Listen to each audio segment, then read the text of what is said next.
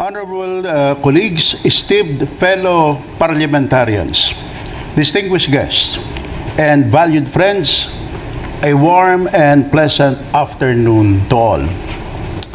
As the chairperson of the Special Committee on West Philippine Sea, it is a distinct honor to share with you a Philippine perspective on the intricate and sensitive issues surrounding the South China Sea.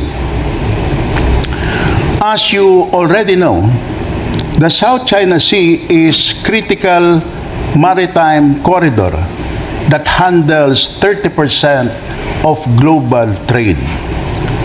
Beyond its shipping lanes, the region boasts rich fisheries and vast oil and gas reserves, amplifying its strategic and economic significance while fueling geopolitical rivalries.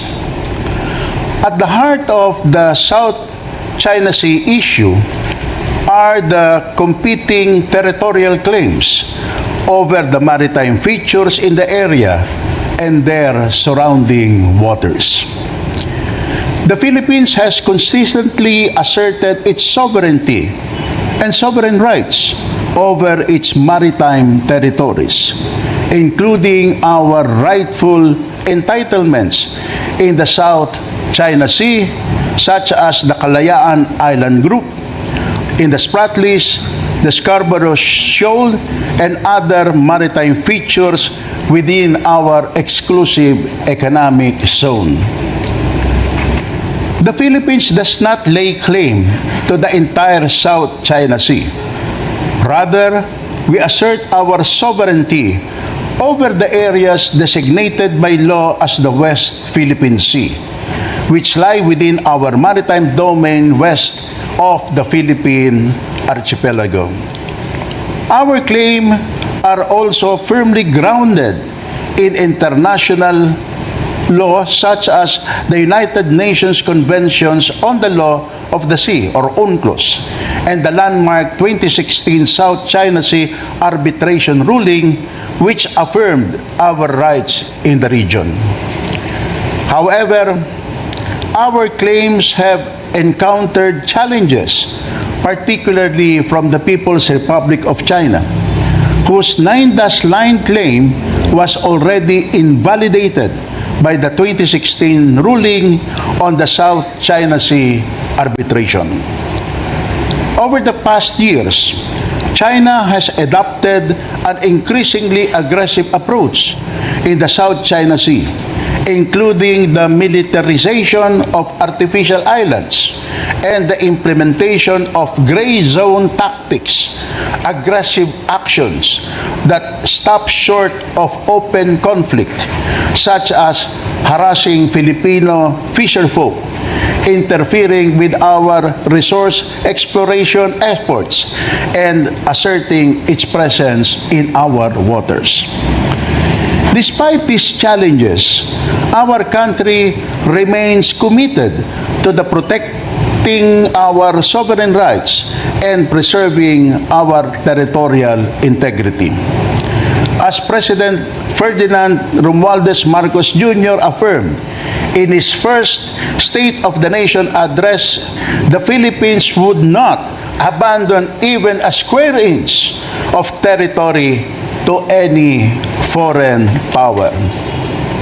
He also boldly declared in his last year's SONA that the Philippines cannot yield, the Philippines cannot waver, and that the West Philippine Sea is not a figment of our imagination. It is ours, and it will remain ours as long as the spirit of our beloved Philippines continues to burn bright. These pronouncements by the President are not merely words.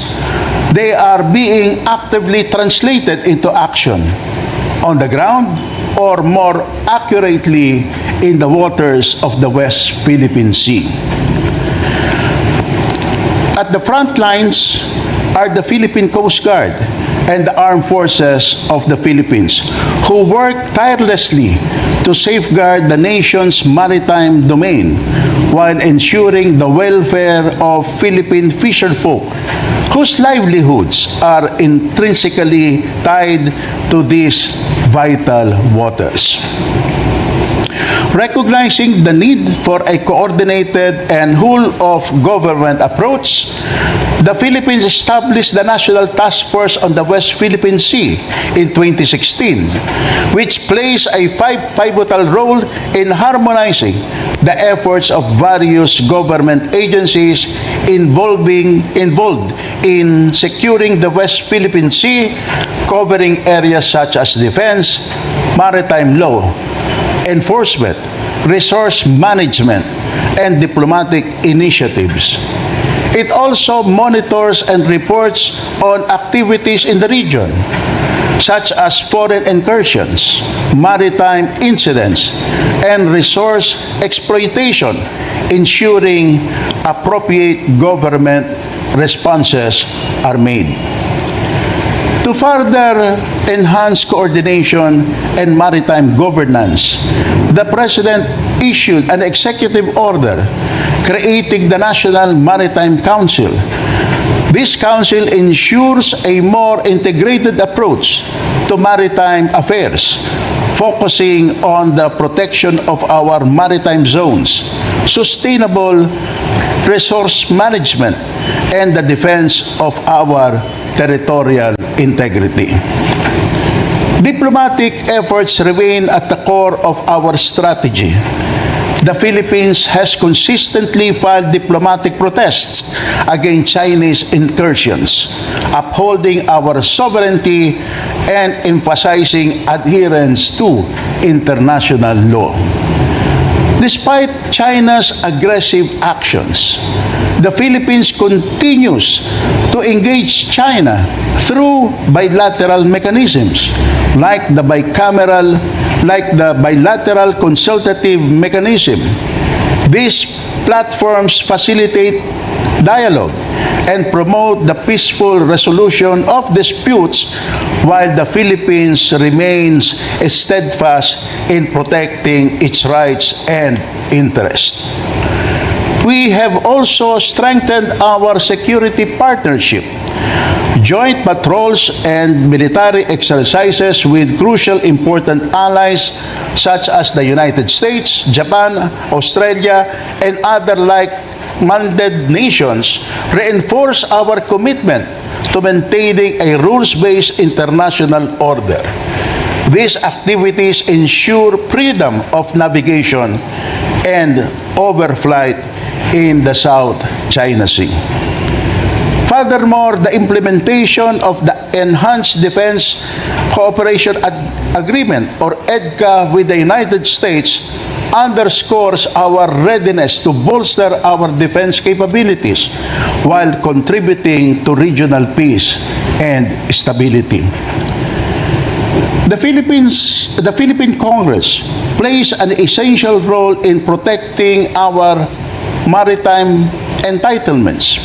We have enacted laws that strengthen our legal framework and protect our maritime rights, such as RA 9522 or the Archipelagic Baseline Act, RA 12064 or the Maritime Zones Act, and RA 12065 or the Archipelagic Sea Lanes Act.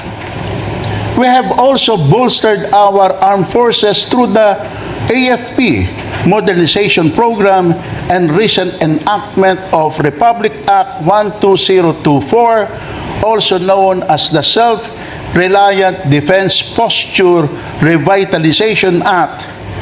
These initiatives are designed to enhance our defense capability to effectively deter and respond to external threats, especially in protecting the West Philippine Sea.